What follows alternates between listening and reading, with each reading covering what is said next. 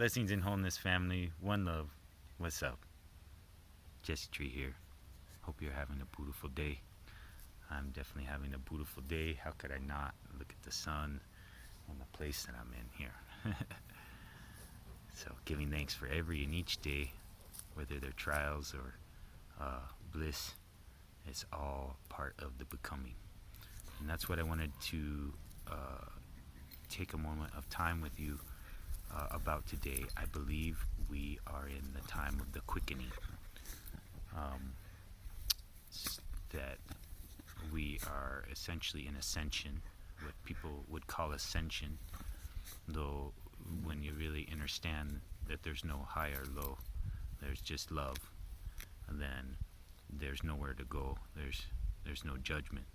So that's the space I think we are moving into. And in the meanwhile, we're in the throes of navigating and integrating our negative emotions like avarice and greed and anger and lust and our clinging nature, the ways in which we are always seeking pleasure and gain and fame and praise, and we're always running away from pain and blame and disrepute and loss. And in this time, we are, I think, going to be experiencing all of these things from day to day, going back and forth. You probably already are. I know I am. And this is also part of what I understand is the oscillation of the Kundalini energy as it rises and falls, and you go up and you go down. There's everyone has their highs and lows.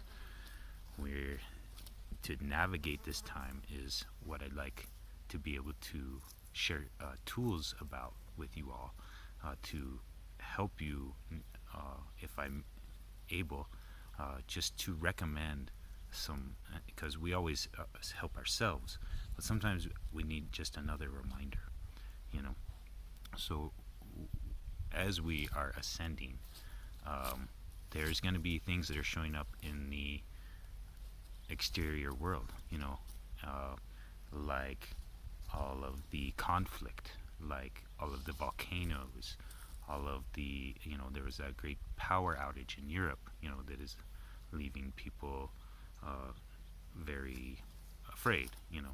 This could be the wave of the future. They're talking about economic collapse, potentially here in the States, which would have a ripple effect on the entire world. And are you ready physically, mentally, spiritually to navigate the coming times? And I feel like my understanding and experience leads me to believe that we need to rest on the firm foundation of creation to stabilize us, to stabilize our bodies, minds, and spirits. So as this oscillation is occurring, and this rise and the fall and the craziness is the reflection, everything on the external is a reflection of our internal. And we're drawn more into the internal, we will be drawn more into our control of the reality by controlling our vibration. So, I would urge you all to meditate. All these tools will be free. Ground, sun gaze, all these things will help you to intentionally regulate your nervous system and train the neurons that fire together will wire together so that you have more resilience internally. Connect also with your community, connect with the land, like the people where you live, and land-based skills for the physical, because people are like, well, I've heard suggestions, be prepared, stockpile your shelves. That's fine for a couple of months, but what if we have lasting changes? When I initially embarked on this raw food and breatharian journey, it's really, my journey of healing, of understanding, of growing, and I think it applies to all of us. I think we're all going through it. I, came into, raw food, sun gazing, meditation, vision plant, medicine use, at the same time as understanding that the whole controller aspect of the uh, deep state or the Illuminati, or all the various terms that are out there for uh, the what I like to call, sort of the death culture. Uh, you know, my awareness about that, my awareness, of uh, starting to understand the body more and the psychic, spiritual energies. Um, Also, awareness about the economic difficulty America has been in for a long time, with it amassing $30 trillion deficit, and that most of that stock is owned by China, that America is a corporation, not a country. Uh, and there's all this legalese, the whole straw man thing, and your natural, inalienable rights that can't be taken away, versus the statutes and limitations that are applicable to you via your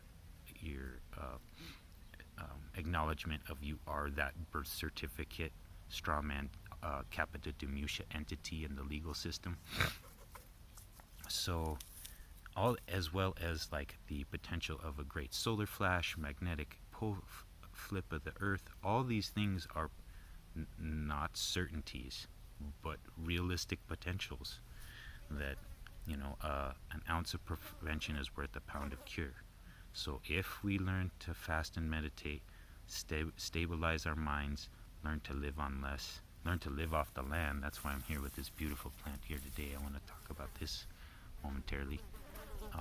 And we cultivate the real wealth of our internal wealth, our community, our land-based wealth, then we have something that will help us stabilize the all more, in terms of the environment, the other creatures, the other humans, because it can start to ripple. The more people that are doing this, it can be like the Victory Gardens, where people were growing most of their own food. 60% or more of their own food was grown in communities all across America. So we can bring that back, and I think that's happening. So, anyways, I'll quit with waxing philosophical. I just want to, this is kind of important to me, because you are important to me, my human family, and I think we can make this transition smoothly and softly. And so I extend this information out of love and hope that it can be of benefit to you. So what I have here is probably something you're well familiar with. I'm just going to point it down away from me for a second so we can talk about this friend. So, so here we have Taraxacum officinalis, or as otherwise known as dandelion. This is an amazing survival food. So if, say, your store shelves are empty, I bet you can find some dandelions somewhere. And this is a complete food. If you eat the root, the flowers, the leaves, and the seeds, you have carbohydrates, minerals, omega fats, everything. Not only that, but this, in terms of breatharianism and the stabilization of the mind, this clears and cleans the liver and the kidney, which is the storehouse of Jing and Qi. The liver is also responsible for aggravation, for frustration. When your liver is toxic, you are more naturally frustrated and prone to anger. So by utilizing this plant, you can diminish your anger. Also, the flowers, it's called dandelion in French. That means the tooth of the lion, because it has these big toothy leaves. And I feel like between the toothy leaves and this mane-like bright sunny flower, that this is a signature of Leo and the heart and courage. And so eating this plant, clearing the liver, clearing the anger, and imbibing that sort of natural vibration of courage, you can embody that more in life. So I'm going to harvest some of this now for my juice for today, which is another practice I would suggest. It's just juicing or fasting. If you're not exploring with it already, I am very pleased to see how popular juicing and fasting have become. because this is an indication to me, something I've been looking for, as I understand it, and I've explained this on my other videos. This is information from Drunvalo Melchizedek. It's sort of astronomical information, in that our solar orbit is in an elliptical orbit around the galactic center, similarly to the way our planets have an elliptical orbit around the sun. And we have been on the outside far end of this elliptical orbit, which has been equated with the Kali Yuga and the Dark Ages. And after 2012, we are coming back into the light, more towards the galactic center, and being washed in waves of light that is activating the sun, and that's also activating our DNA and part of this ascension process. And if you look around, you'll see people being more hip to organics, meditation, yoga, the cultivation of inner awareness. All this stuff are, to me, a thermometer of the collective moving to this place naturally. So I just want to point that out so that you can take heart, because you're probably doing one, if not all of these things, just to manage.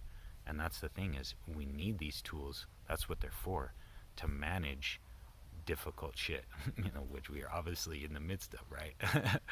So anyway, I hope that some of this information and a little bit of my joking can bring some lightheartedness, because angels can fly because they take things lightly, as Alan Watts would say. So let's remember that. Let's join in community. Let's celebrate. Let's connect with the earth.